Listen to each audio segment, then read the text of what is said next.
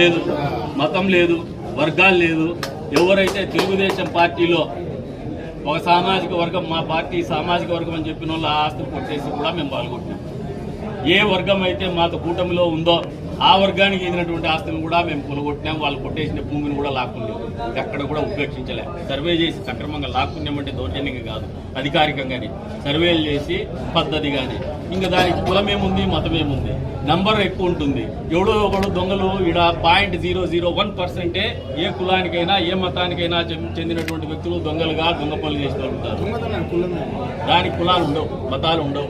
మాకు వ్యక్తిగతంగా ద్వేషాలు లేవు. నన్ను నేను నిరూపించుకునే ప్రయత్నం నిరంతరం చేస్తూనే ఉంటాను. నా మీద వచ్చినటువంటి అభియోగాల్ని ఎప్పుడు కూడా అది నాకున్న జీవన ప్రక్రియలో ఒక భాగం కిందనే, ఒక నా బాధ్యత కిందనే ఆలోచన చేస్తాను.